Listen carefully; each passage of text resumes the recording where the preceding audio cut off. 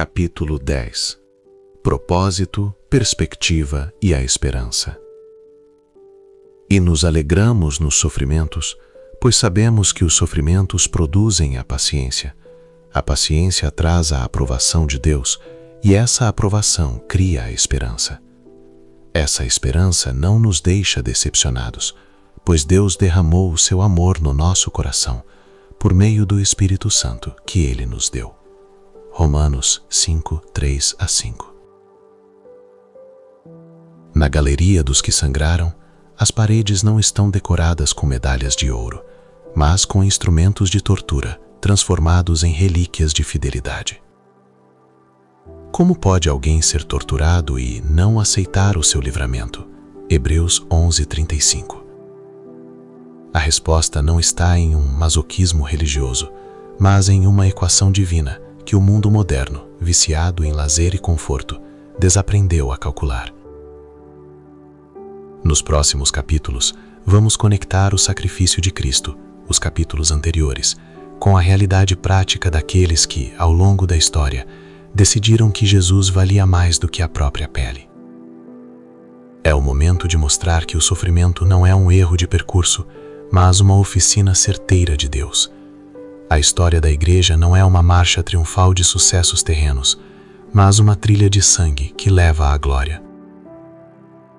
Olhamos para os heróis bíblicos, olhamos também para aqueles que leram essas mesmas escrituras e decidiram que morrer por Cristo era o maior lucro que poderiam obter. E você, caro leitor, pode também viver a sua história de impacto. Não deixe que a dor te paralise, mas permita que ela te impulse e faça a sua vida viver ao máximo para a glória de Deus. A equação de Romanos 5. O laboratório da dor. Paulo, um homem cujas costas eram um mapa geográfico de cicatrizes e cujos ombros carregavam o peso de naufrágios, açoites e prisões, não se limita a dizer que devemos suportar a tribulação com resignação passiva. Ele vai além e nos choca com uma afirmação audaciosa. Nós nos gloriamos nela. Para o apóstolo, o sofrimento não é um acidente de percurso, mas o laboratório onde Deus opera uma química sagrada na alma humana. Ele nos apresenta um processo de transmutação espiritual. A tribulação, quando submetida ao fogo da presença de Deus, não produz cinzas, mas paciência. Esta paciência, por sua vez, forja o caráter, uma têmpera que só o calor da prova consegue produzir. E o caráter, como o metal refinado, dá origem à esperança, uma âncora que não nos decepciona, porque está banhada no amor de Deus. É importante destacar que nesta alquimia do espírito, a nossa dor deixa de ser um resíduo inútil para se tornar a matéria-prima da nossa autoridade espiritual. As cicatrizes de Paulo não eram apenas lembranças de dor, eram os selos de sua aprovação. Ele compreendeu que, na economia do céu, nada se perde. O que o mundo usa para nos quebrar, o Espírito usa para nos construir, transformando o chumbo da nossa angústia no ouro da nossa esperança eterna. E esta é a tônica deste livro. Entenda como o apóstolo descreve este processo de dor onde o sofrimento é a total matéria-prima. Na perspectiva de Paulo, a tribulação não é o carrasco da fé, mas o seu refinador. No laboratório da aflição, a paciência é destilada até que se torne caráter. Então, quando a dor é submetida à soberania de Deus, logo Deus produz o caráter provado, uma maturidade que só se adquire no deserto.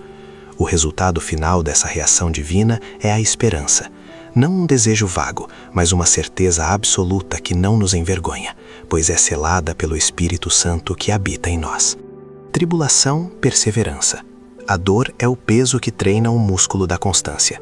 Sem o aperto, a pressão, a alma permanece flácida. Perseverança, experiência, caráter. A palavra grega para experiência refere-se ao metal que foi testado no fogo e provou ser autêntico. O sofrimento queima a nossa hipocrisia e deixa apenas o que é real. Experiência, esperança. Aqui está o paradoxo. A esperança não nasce quando tudo vai bem. A esperança cristã nasce quando tudo vai mal e descobrimos que Deus ainda está lá. Dos quais o mundo não era digno. a perspectiva da eternidade. O autor de Hebreus faz uma lista bastante perturbadora. Pessoas cerradas ao meio, apedrejadas, andando errantes pelos desertos em peles de cabra. Para o mundo eles eram fracassados, mendigos espirituais. Mas o veredito do céu é outro. O mundo não era digno deles. Os errais da fé nos ensinam que permanecer de pé não significa necessariamente ser curado ou libertado da prisão, mas sim não permitir que a dor roube a sua confissão de fé. Eles entenderam que as cicatrizes de glória aqui na terra são as credenciais de autoridade no reino que há de vir. Ali no catálogo de Hebreus 11, a fé não é medida pelo tamanho da conquista, mas pela profundidade da entrega. Enquanto o mundo observa homens e mulheres sendo cerrados ao meio ou vagando por desertos em peles de cabra e os rotula como miseráveis ou derrotados, o céu se levanta para aplaudi-los com um decreto assombroso. O mundo não era digno deles. Esse veredito inverte a lógica humana. Ele nos diz que, em certas ocasiões, a terra é pequena demais para conter a estatura espiritual daqueles que sangram por amor ao Cordeiro. A verdadeira vitória dos heróis da fé não foi escapar do sofrimento, mas sobreviver a ele com a alma intacta. Eles compreenderam uma geografia espiritual que poucos alcançam. As cicatrizes de glória adquiridas no campo de batalha da terra são, na verdade, as insígnias e credenciais de autoridade no reino que há de vir. Permanecer de pé, a lição dos mártires atuais. Ao olharmos para Richard Wurman, que pregava para as paredes de uma solitária romena com os pés em carne viva, ou para Jim Elliot, cujo sangue tingiu as águas do rio Curaray antes mesmo de proferir uma única palavra aos Aucas, somos tentados a divinizá-los. Tendemos a colocá-los em um pedestal de super-humanos, como se Hudson Taylor tivesse uma resistência sobrenatural ao isolamento na China, ou como se Heike Hovsepian possuísse um coração imune ao medo diante de seus algozes no Irã. Mas a verdade é mais profunda e mais esperançosa para nós. Eles eram homens comuns que se tornaram extraordinários por causa da equação que carregavam no espírito. Eles entenderam que o sofrimento não era um erro de percurso, mas um belo investimento. Para esses heróis da atualidade, a dor não era um muro que os separava de Deus, mas a prensa que extraía deles o óleo da autoridade espiritual. Eles não buscavam o martírio, mas também não fugiam dele, pois sabiam que a leve e momentânea tribulação de que Paulo falava era o peso necessário para equilibrar a balança da glória eterna. Ormond, Elliot, Taylor e Heike não viviam para o alívio imediato, eles viviam para o veredito da eternidade. Eles trocaram o conforto de uma vida segura pelo risco de uma fé radical, porque descobriram que é no ponto mais agudo da dor que a presença de Deus se torna mais tangível. Eles nos ensinam que o segredo da força não está na ausência de feridas, mas na visão clara de que cada cicatriz terrena é uma linha escrita na biografia de um cidadão do céu. Não é tolo aquele que dá o que não pode reter. Imagine-se nas margens do rio Curaray, em 1956. O som das águas é interrompido pelo grito de guerra dos guerreiros Huaroni. Jim Elliot e seus 4 amigos sentem o metal frio de suas pistolas na cintura. Eles eram atiradores que poderiam facilmente ter matado seus agressores em segundos. No entanto, as armas permaneceram nos coldres, enquanto as lanças perfuravam seus corpos. Por que um homem escolheria a morte, tendo o poder de infligi-la? A resposta de Elliot ecoa pelos séculos. Não é tolo aquele que dá o que não pode reter, para ganhar o que não pode perder. Jim não era um entusiasta do sofrimento, ele era um matemático do reino. Ele entendeu que sua vida era um capital temporário que, se retido, apodreceria, mas se investido, renderia juros eternos. Ele sabia que estava pronto para o céu, mas aqueles que empunhavam as lanças ainda não conheciam o caminho de volta para casa. A cicatriz de glória de Elliot não foi gravada apenas em seu corpo, mas na própria história daquela tribo. O sofrimento não foi um desperdício de juventude, mas o preço de uma redenção improvável. Anos depois, as águas que lavaram o sangue dos mártires serviram de batistério para os seus algozes.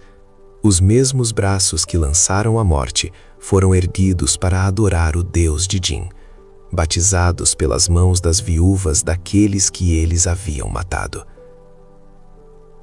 Na galeria, Elliot nos ensina que a ressurreição não é apenas uma esperança para o futuro, mas a força que nos permite abrir mão do agora.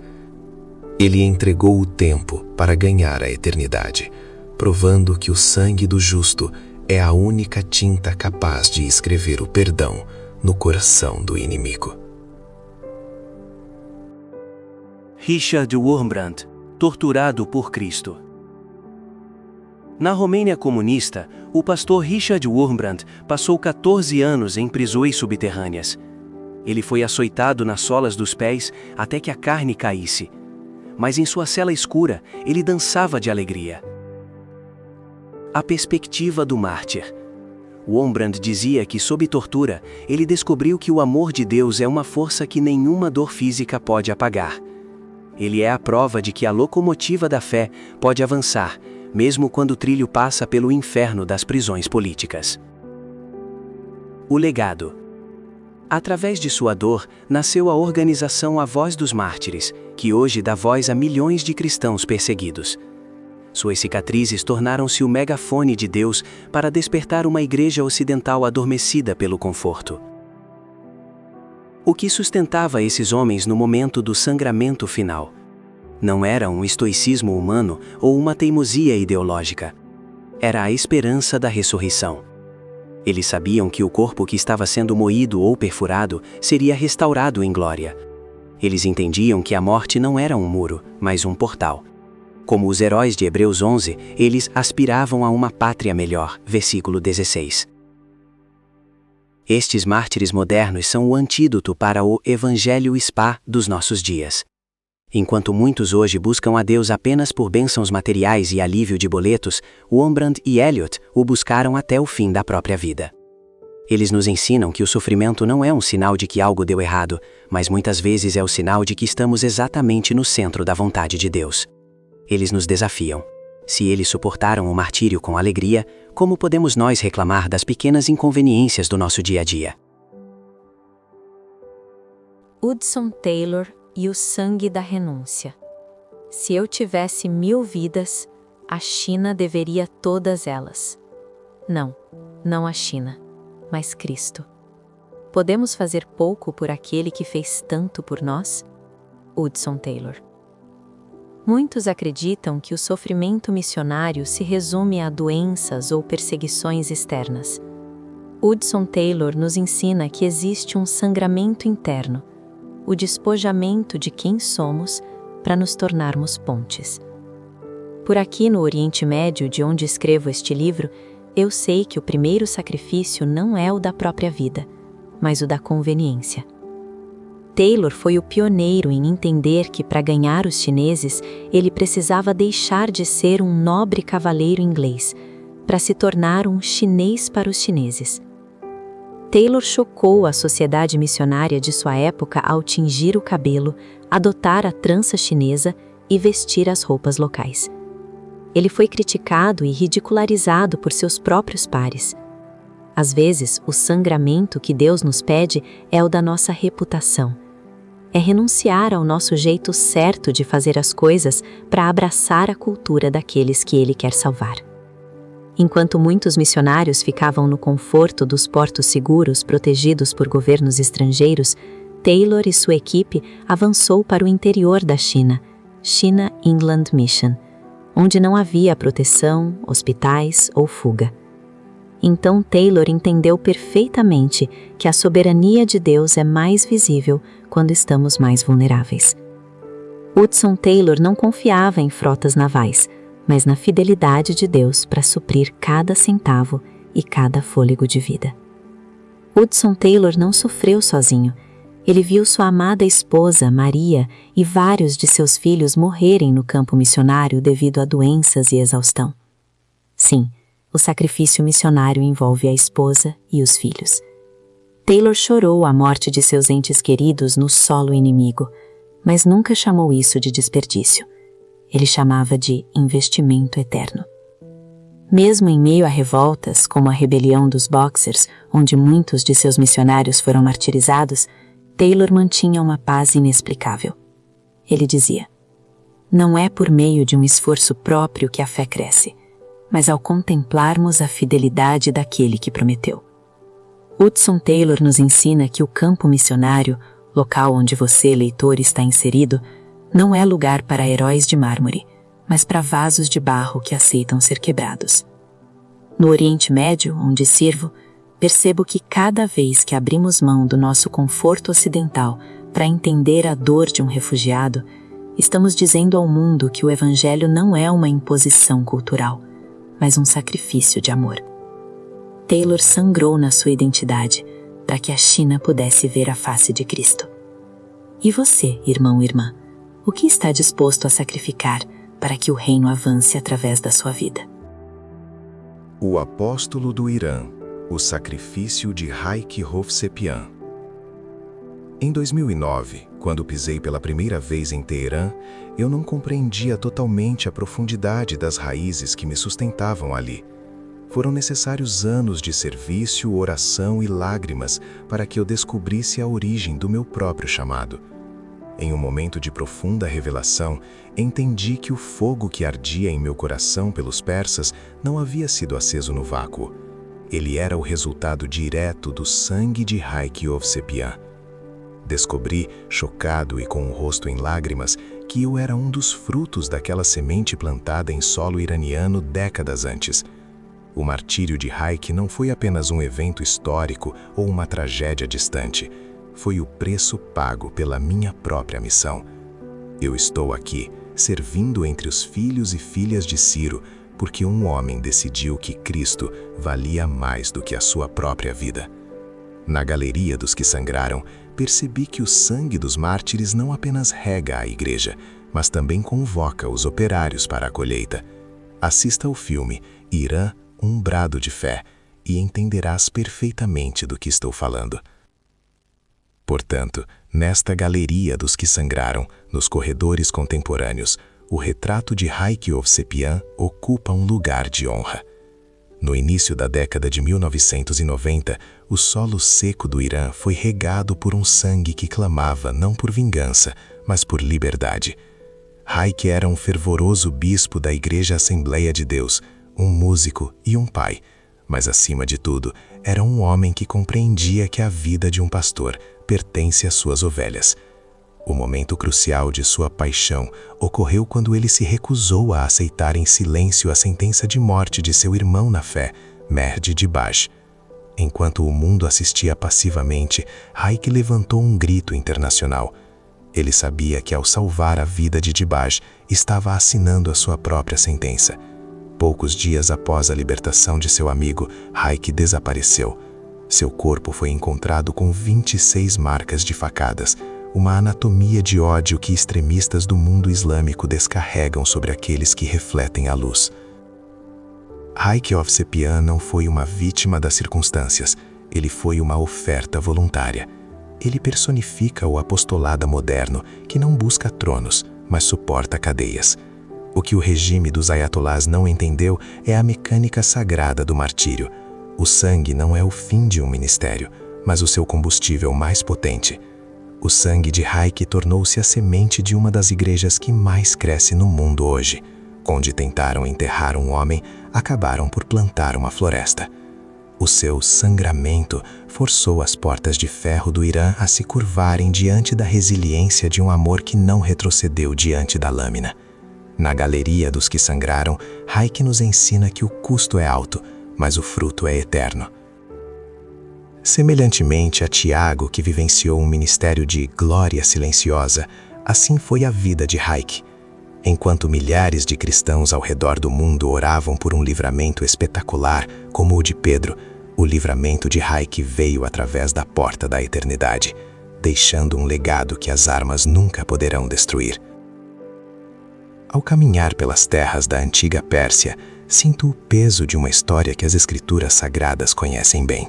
Este é o solo de Ciro, o Grande, o libertador ungido que permitiu o retorno do povo de Deus, de Dário, que selou os decretos de restauração do templo, e de Xerxes, o imponente monarca que viu a providência divina agir através da coragem de Ester.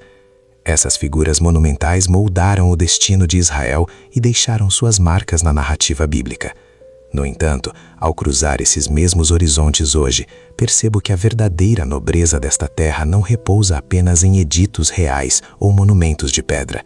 Há algo mais profundo no ar. O cheiro do sacrifício de homens como Hayek Hovsepian ainda perfuma estas paragens, sussurrando-nos uma verdade eterna. O solo onde pisamos não foi comprado com o ouro dos reis persas, mas foi regado e redimido por algo infinitamente mais caro: o sangue daqueles que não amaram a própria vida até a morte. A história, porém, guarda uma ironia sagrada. Enquanto os reis antigos libertaram um povo para reconstruir muros físicos em Jerusalém, o sacrifício de homens como Hayek Hovsepian está libertando as almas dos persas para um reino que não terá fim. A glória desta terra não repousa mais em seus monumentos arqueológicos, mas na resiliência de uma igreja que, embora sofra perseguição severa e seja vista como uma ameaça pelo regime, ela floresce no segredo. É uma igreja que cresce sob a pressão das engrenagens do Estado, provando que o Espírito de Deus não pode ser encarcerado. O contraste é profundo. Os reis da antiguidade deram ouro e permissão. Os mártires de hoje dão a própria vida. Onde o regime vê uma ameaça política, o céu vê uma colheita espiritual. O cheiro do sacrifício de Hayek ainda perfuma o ar das montanhas do Elburz e das ruas de Teherã, lembrando não só a mim, mas é o que sempre ouço dos nossos irmãos iranianos, de que o solo que pisamos não foi conquistado por exércitos, mas foi regado por uma semente que a morte não pode conter. Estamos diante de uma liberdade que nenhum muro de pedra pode cercar e que nenhum decreto humano de ditadores pode revogar. O apóstolo Paulo, escrevendo de uma cela úmida em Roma, nos legou uma das maiores sentenças de liberdade da história, pelo qual sofro a ponto de ser preso como criminoso, mas a palavra de Deus não está algemada. 2 Timóteo 2:9. Essa declaração não é apenas um consolo para mártires do passado, é o relatório atual da Igreja no Irã. Ainda que vejamos o mesmo esforço atualmente das autoridades para conter o Evangelho, onde prisões são construídas, interrogatórios malignos são conduzidos e pastores são silenciados, mas o regime comete um erro de categoria. Eles tentam usar algemas de ferro para prender uma verdade que é espírito e vida. Eles prendem o mensageiro, mas a mensagem continua correndo livre pelas redes sociais, pelos sonhos e visões, e nas reuniões secretas em porões e salas de estar. A perseguição na Pérsia atual é a prova viva de que a palavra de Deus não tem fronteiras. Quando prendem um líder, o evangelho se multiplica em 10 novas casas. Quando confiscam uma Bíblia, a sede pela verdade incendeia um bairro inteiro.